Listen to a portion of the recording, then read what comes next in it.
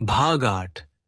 लड़के ने सोचा, इंसान अपनी नियति को हासिल करने के जितने ही करीब पहुंचता जाता है, उतनी ही वो नियति उस इंसान के जीवित बने रहने की सच्ची वजह बनती जाती है। कारवां पूर्व की ओर चल पड़ा। वो सुबह के वक्त सफर करता था। जब सूरज सिर पर आ जाता तो वो पड़ाव डाल देता था और दोपहर बीतने के बाद फिर से चल पड़ता था। लड़का अंग्रेज से बहुत कम बात करता था, क्योंकि अंग्रेज ज्यादातर वक्त अपनी पुस्तकों में ही डूबा रहता था। लड़का खामोशी के साथ रेगिस्तान में जानवरों और लोगों की आवाजाही को बारीकी से देखता रहता था। अब सब कुछ उस दिन से अलग था जिस दिन वे सफर पर निकले थे। तब अफरात फरी और चीख पुकार थी, बच्चों के रोने की आवाजें और जानवरों की हिनहिनाहटें थी, और ये सब गाइडों और सौदागरों के पस्त आदेशों में गड़बड़ हो रहे थे। लेकिन रेगिस्तान में सिर्फ शाश्वत हवा की आवाज और जानवरों के पैरों की टापें सुनाई दे रही थी। यहां तक कि गाइड भी एक दूसरे से बहुत कम बातचीत कर रहे थे। एक ऊंटसवार ने एक रात कहा था, मैं इन रेतों से कई बार गुजरा हूं, लेकिन रेगिस्तान इतना विशाल है और क्षितिज इतने दूर है कि वे व्यक्ति को छोटे होने का एहसास कराते हैं और मानो उसको खामोश बने रहने को कहते हैं। हालांकि लड़के ने इससे पहले कभी रेगिस्तान में कदम भी नहीं रखा था, तब भी वो सहज ही समझ गया कि वो आदमी क्या कहना चाह रहा था। वो जब भी कभी समुद्र को या आग को देखता था तो उनकी वास्तविक शक्ति के प्रभाव से खामोश हो जाया करता था। उसने सोचा, मैंने भेड़ों से सीखा है और मैंने क्रिस्टल से सीखा है, मैं रेगिस्तान से भी कुछ सीख सकता हूं। ये बुजुर्ग और ज्ञानी लगता है। हवा कभी नहीं थमती थी और लड़के ने उस दिन को याद किया जब उसने टेरिफा के किले में कदम रखा था और अपने चेहरे पर ऐसी ही हवा को बहते हुए महसूस किया था। इससे उसे अपनी भेड़ों के ऊन की याद आ गई। उसकी भेड़ें जो अब एंडालूसिया के मैदानों में चारा पानी तलाश रही थी, जैसा कि वे हमेशा से करती आई थी। अब वे मेरी भेड़ें नहीं रही, उसने मन ही मन कहा, और ये कहते हुए उसे अतीत को लेकर कोई मोह नहीं था। अब तो उनको अपने नए गडरियों की आदत पड़ चुकी होगी और शायद वे मुझे भूल भी चुकी होंगी। ये अच्छा ही है। भेड़ों की तरह के प्राणी जो सफर के कुशल होते हैं, आगे बढ़ते रहने के बारे में अच्छी तरह से जानते हैं। उसने उस व्यापारी की बेटी के बारे में सोचा और उसे विश्वास था कि अब तक उसकी शादी हो चुकी होगी। शायद किसी बेकरी वाले से या किसी गडरिये से जो पढ़ना जानता होगा और उसको रोमांचक किस्से सुना सकता होगा।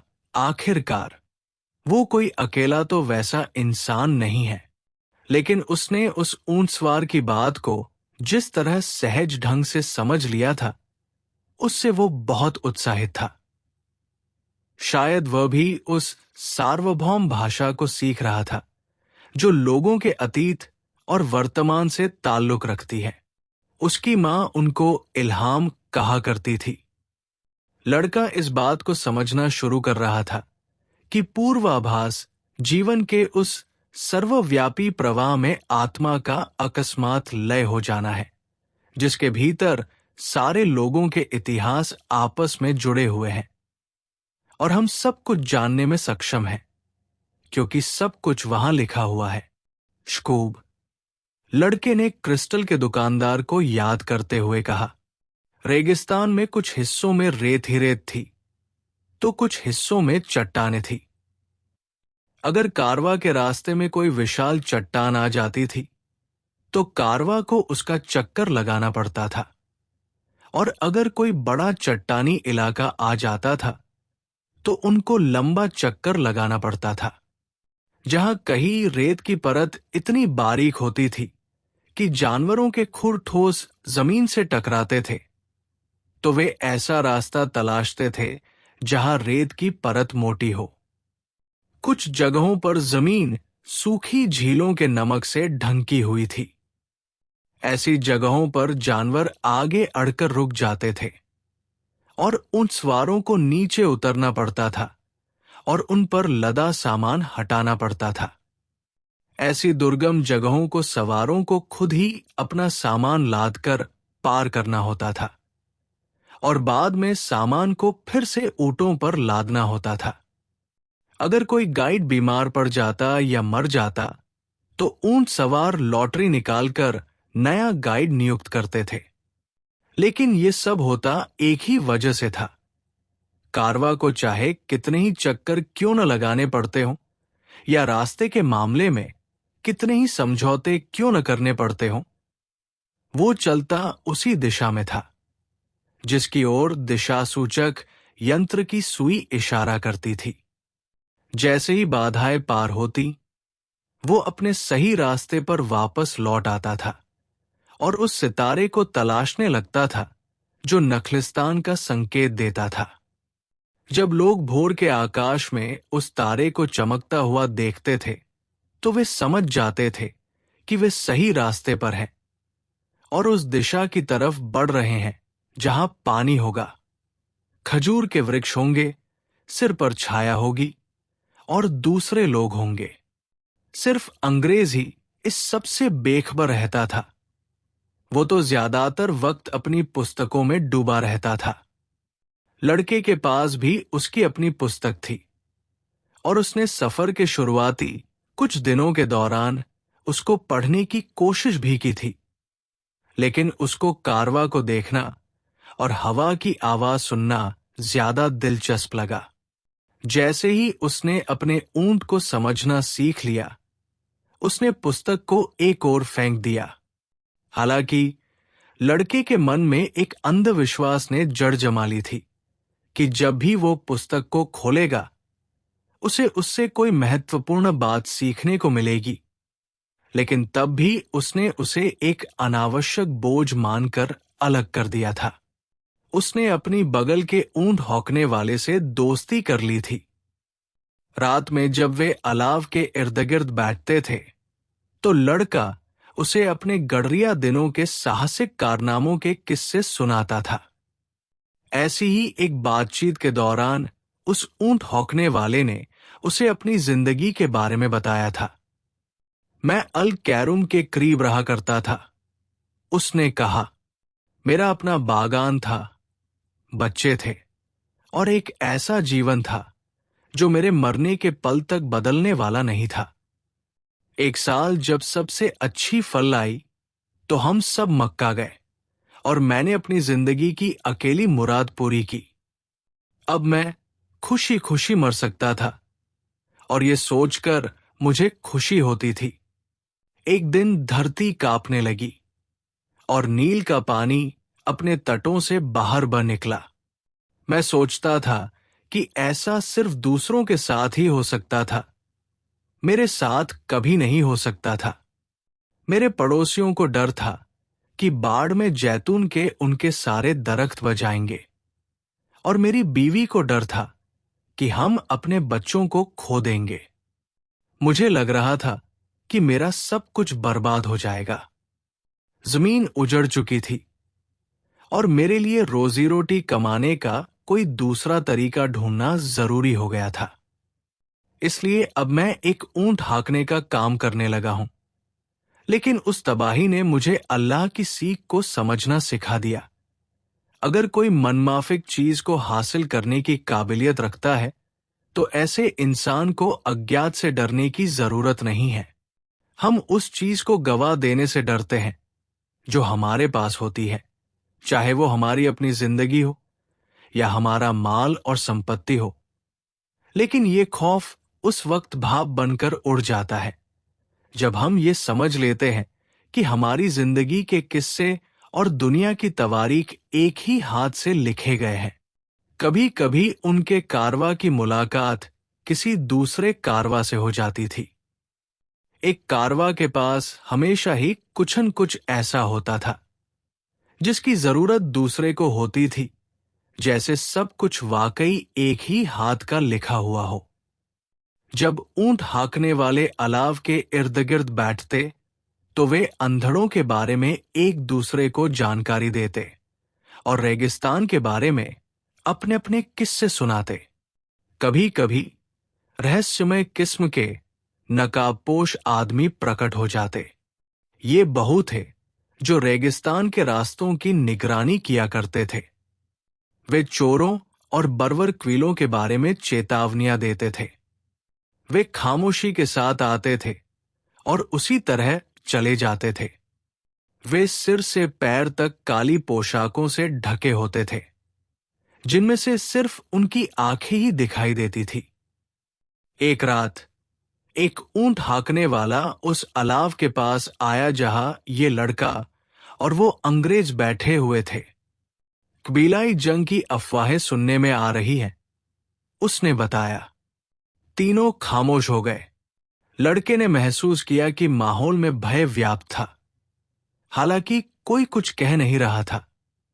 एक बार फिर वो बिना शब्दों वाली भाषा को, सार्वभौमिक भाषा को महसूस कर रहा था। अंग्रेज ने पूछा, कोई खतरा तो नहीं है?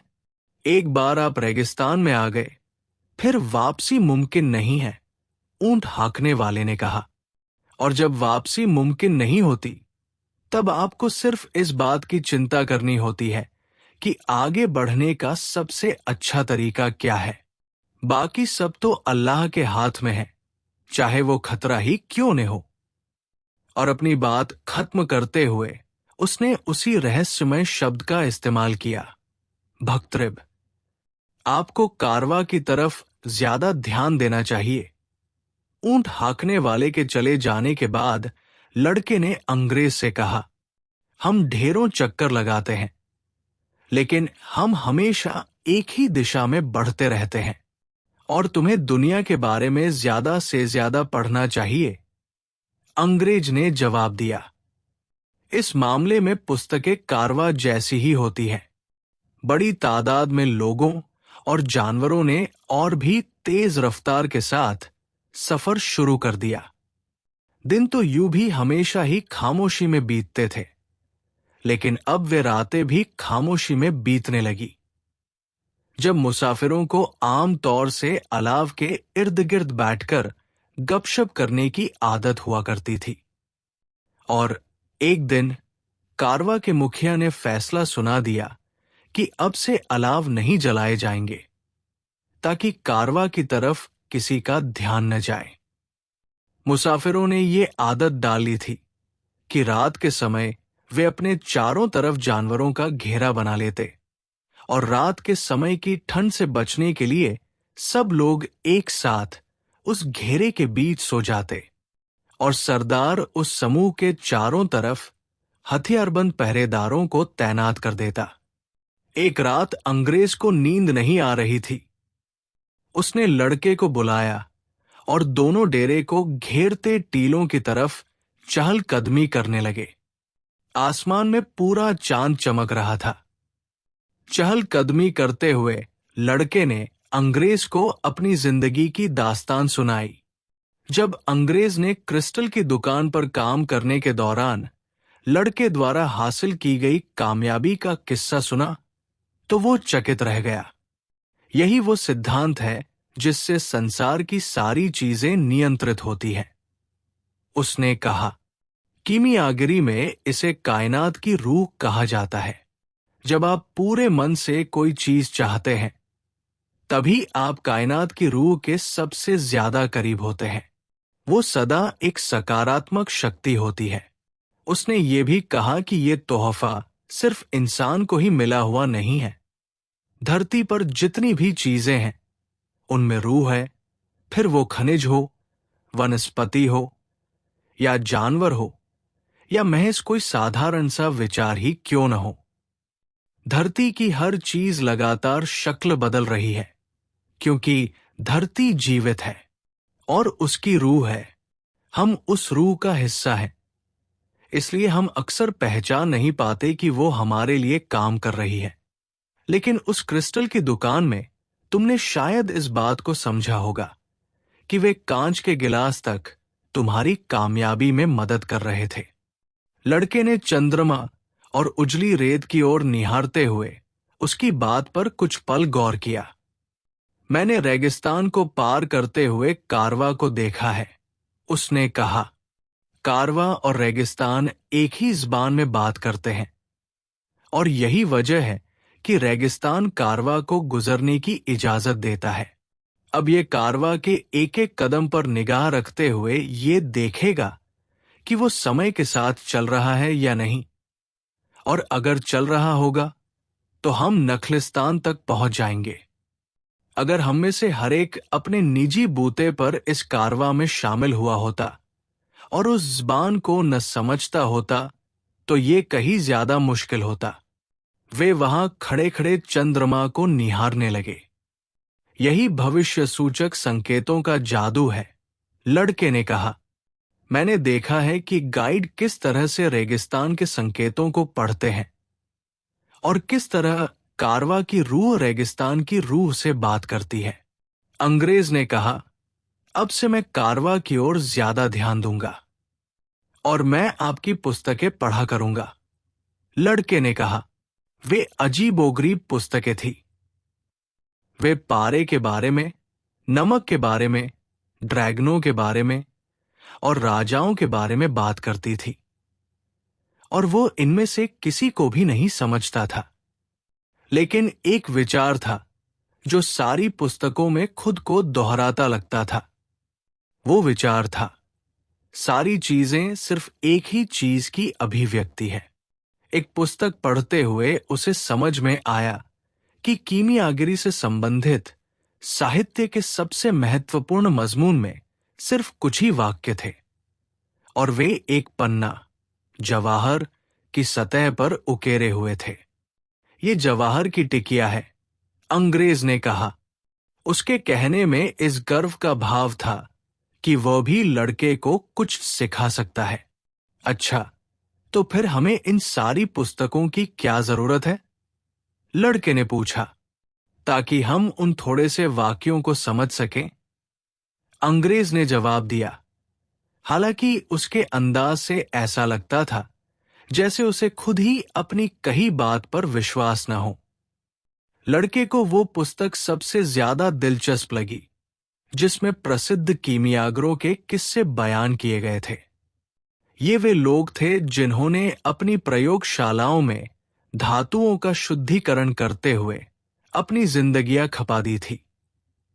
उनका विश्वास था कि अगर किसी धातु को कई वर्षों तक तपाया जाए तो वो अपनी सारी निजी फितरतों से आजाद हो जाएगी, और जो बचेगा वो कायनात की रूह होगी। कायनात की ये रूह ही उन्हें पृथ्वी की किसी भी चीज को समझने की गुंजाइश देती थी, क्योंकि ये वो भाषा थी जिसमें सारी वस्तुएं आपस में बतियाती थी। उन्होंने इस खोज को प्रधान कृति की संज्ञा दी थी। वो आंशिक रूप से तरल थी और आंशिक रूप से ठोस थी। क्या आपको नहीं लगता कि उस भाषा को समझने के लिए इंसानों और शगुनों पर बारीकी से ध्यान देना भर काफी है? लड़के ने पूछा। तुम्हारे दिमाग पर हर चीज को सरलीकृत करने का फितूर सवार है, अंग्रेज ने चिढ़ते हुए जवाब दिया। कीमियागिरी एक गंभीर विद्या है। इसमें हर कदम ठीक उसी तरह रखना पड़ता है जिस तरह इस विद्या के उस्तादों ने रखा है।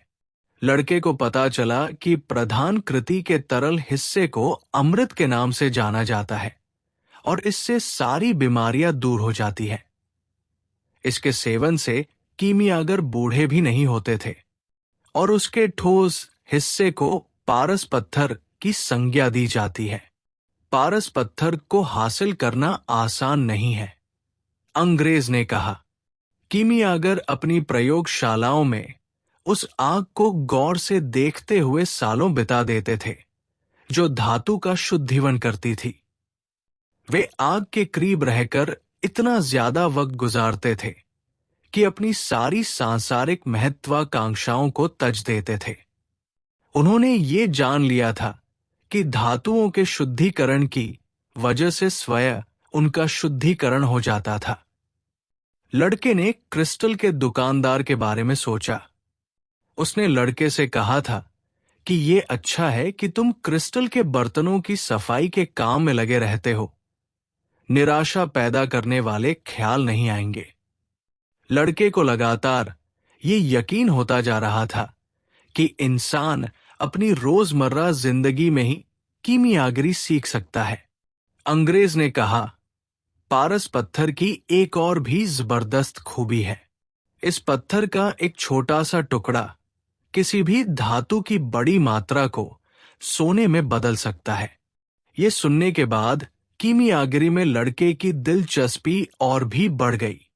उसने सोचा कि थोड़े से धीरज से काम लेते हुए वो हर चीज को सोने में बदल लेगा। उसने ऐसे बहुत से लोगों के जीवन के बारे में पढ़ा था जो ऐसा करने में कामयाब रहे थे। हेल्वेशियस, एलियास, फल्केनेली और गेबर, वे बहुत ही आकर्षक किस्से थे। उनमें से हर व्यक्ति ने अपनी नियति को अंत तक जिया था। उन्होंने यात्राएं की थी, ज्ञानी पुरुषों से वार्तालाप किया था, अविश्वास करने वाले लोगों के सामने चमत्कारों का प्रदर्शन किया था और पारस पत्थर तथा अमृत का स्वामित्व प्राप्त किया था। लेकिन जब लड़के ने उस प्रधान कृति को हासिल करने का तरीका सीखना चाहा, तो उसे कुछ भी समझ में नहीं आया।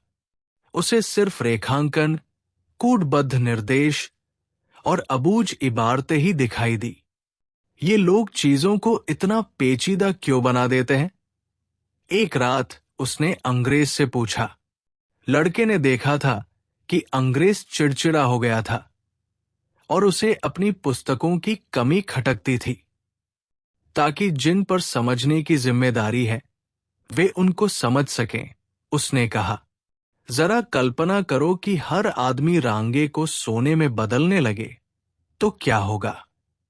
सोना अपनी कीमत खो देगा। उस प्रधान कृति को केवल वही लोग हासिल करते हैं जो उसे हासिल करने के अपने प्रण पर अडिग बने रहते हैं और गहराई में जाकर अध्ययन करने को तत्पर होते हैं। इसीलिए मैं यहां हूं, इस रेगिस्तान के बीच।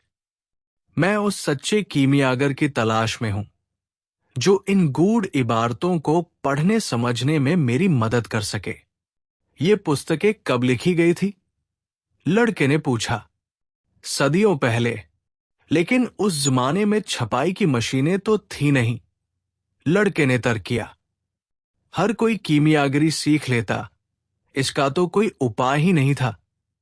फिर उन्होंने इस कद्र रेखा चित्रों से भरी अजीबोगरीब भाषा का इस्तेमाल क्यों किया? अंग्रेज ने उसकी बात का सीधा जवाब नहीं दिया। उसने कहा कि मैं कुछ दिनों से कारवा के काम करने के ढंग पर ध्यान देता रहा हूं, लेकिन मुझे तो कुछ भी नया सीखने नहीं मिला। मैंने तो एक ही बात देखी है कि जंग की चर्चा ही अब बार बार होती है। फिर एक दिन लड़के ने अंग्रेज को उसकी पुस्तकें लौटा दी। क्या तुमने कुछ सीखा? अंग्रेज ने पूछा। वो जानने को उत्सुक था कि लड़के ने क्या सीखा होगा। उसे किसी से बात करना जरूरी लग रहा था ताकि वो अपने दिमाग को जंग की आशंका के ख्याल से दूर रख सकता।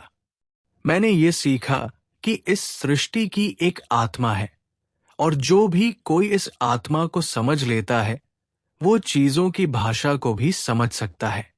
मैंने सीखा कि बहुत से कीमियागरों ने अपनी नियति को पा लिया था और उन्होंने अंततः विश्व की आत्मा, पारस पत्थर और अमृत की खोज कर ली थी।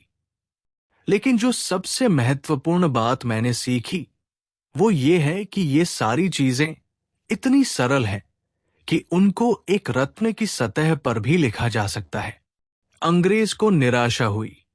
वर्षों का शोध, जादुई प्रतीक, अजीबोगरीब शब्द और प्रयोगशाला के उपकरण, इनमें से किसी चीज से लड़का प्रभावित नहीं हुआ था। इसकी आत्मा इतनी पिछड़ी हुई है कि वो इस तरह की बातों को समझ ही नहीं सकती। उसने सोचा। उसने अपनी पुस्तकें वापस ली और उनको अपने थैले में रख लिया। जाओ, कारवा को देखो, उसने कहा। उसने भी मुझे कुछ नहीं सिखाया। लड़का एक बार फिर रेगिस्तान की खामोशी और जानवरों के खुरों से उड़ती रेत पर अपने विचारों में डूब गया। सीखने का हर व्यक्ति का अपना अपना ढंग होता है, उसने मन ही मन कहा। उसका ढंग मेरा नहीं है, नहीं मेरा ढंग उसका है, लेकिन हम दोनों ही अपनी अपनी नियति की खोज में हैं, और इसके लिए मैं उसका आदर करता हूं। कारवा रात और दिन सफर करने लगा। वे नकाबपोश बहदू अक्सर नमूदार होने लगे, और उस ऊंट हौंकने वाले ने, जो कि लड़के का अच्छा दोस्त बन गया था, लड़के को बताया कि कबीलों के बीच लड़ाई ठन चुकी है। अगर कारवा नखलिस्तान तक पहुंच गया तो ये उसकी बहुत बड़ी खुशकिस्मती ही होगी। जानवर थक गए थे और लोगों की आपस की बातचीत कम से कम होती चली गई।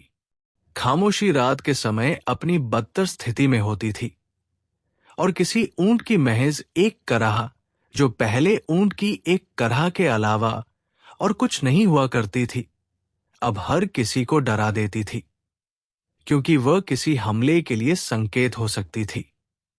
हालांकि वो ऊंट हौंकने वाला जंग के खतरे को लेकर बहुत चिंतित नहीं लगता था। मैं जिंदा हूं, उसने एक रात लड़के से कहा। वे खजूर खा रहे थे, जिस वक्त न अलाव जल रहा था और न आसमान में चांद था। जब मैं खा रहा होता हूं तो मैं सिर्फ उसी के बारे में सोचता हूं। अगर मैं कूच पर होता हूं तो अपना सारा ध्यान कूच पर लगाता हूं। अगर मुझे लड़ना पड़ जाए तो फिर मुझे मरने के लिए वो दिन किसी भी दूसरे दिन जैसा ही होगा, क्योंकि मैं न तो अपने अतीत में रहता हूं और न अपने भविष्य में रहता हूं। मेरी दिलचस्पी तो सिर्फ वर्तमान में है। अगर तुम सिर्फ अपने वर्तमान पर ध्यान लगा सको तो तुम सुखी इंसान होगे। तुम देखोगे कि रेगिस्तान में भी जीवन है, आसमान में तारे हैं, और कबीलों के लोग इसलिए लड़ते हैं क्योंकि वे मानव प्रजाति का हिस्सा है। जीवन तुम्हारे लिए एक दावत हो जाएगा, एक बहुत बड़ा जश्न, क्योंकि जीवन वह पल है जिसे हम ठीक इस वक्त जी रहे हैं। 2 रातों बाद जब लड़का बिस्तर पर लेटने की तैयारी कर रहा था तो लड़के ने उस तारे को खोजा जिसका वे लोग हर रात पीछा किया करते थे। उसे लगा जैसे क्षितिज रोज के मुकाबले कुछ नीचे आ गया था, क्योंकि उसे लग रहा था जैसे वो तारा रेगिस्तान में ही दिखाई दे रहा हो। ये नखलिस्तान है, उस ऊंट हौंकने वाले ने कहा। अच्छा, तो हम तुरंत ही वहां क्यों नहीं चले जाते? लड़के ने पूछा। क्योंकि हमें सोना जरूरी है।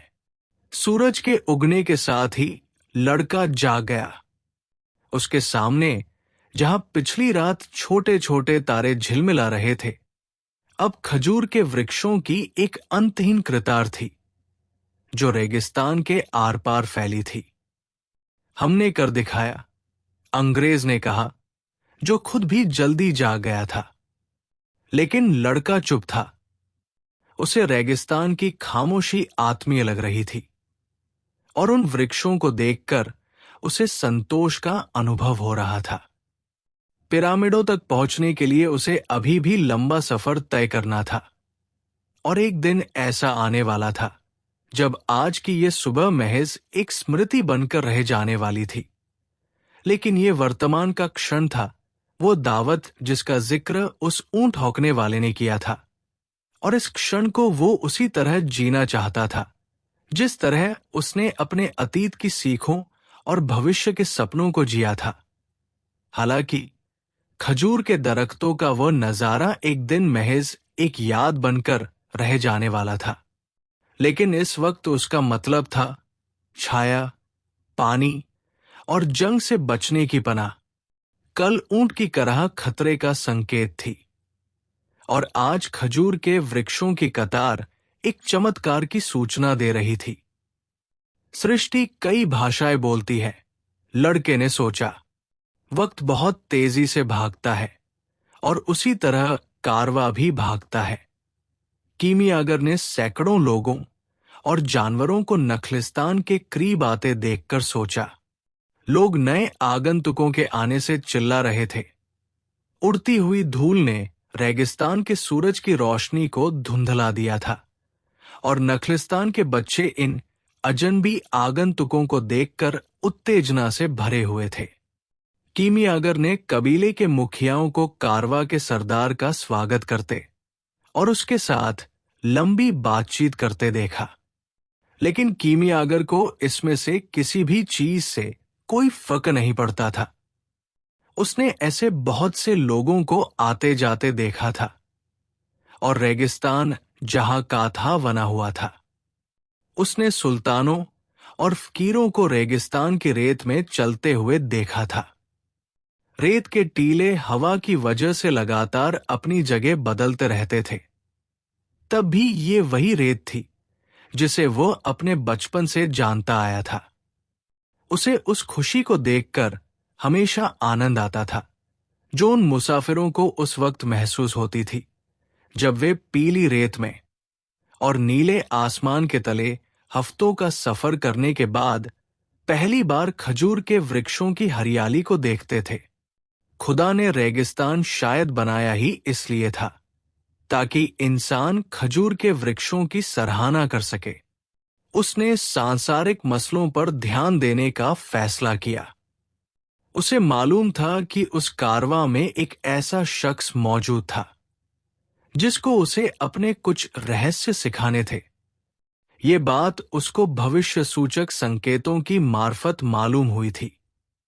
वो उस आदमी को अभी तक जानता तो नहीं था, लेकिन उसे मालूम था कि जैसे ही वो आदमी प्रकट होगा, उसकी अनुभवी आंखें उसको पहचान लेंगी। वो उम्मीद कर रहा था कि ये आदमी उसी तरह काबिल होगा जिस तरह उसके पिछले चेले रहे थे। मुझे समझ में नहीं आता कि इन बातों को ज़बानी बताना क्यों जरूरी होता है, उसने सोचा। मसला ये नहीं था कि ये बातें रहस्यमय थी। खुदा ने तो अपने रहस्यों को अपने सारे प्राणियों के सामने आसानी से जाहिर कर रखा है। उसके पास इस बात की सिर्फ एक ही व्याख्या थी। इन बातों को दूसरों तक इस तरह पहुंचाया जाना इसलिए जरूरी होता है क्योंकि वे विशुद्ध जीवन से रची गई है, और इस तरह के जीवन को तस्वीरों या शब्दों में नहीं पकड़ा जा सकता, क्योंकि लोग तस्वीरों और शब्दों से मोहित हो जाते हैं और अंततः सृष्टि की भाषा को भूल जाते हैं। लड़का जो कुछ देख रहा था उससे उसे अपनी आंखों पर विश्वास नहीं हो रहा था।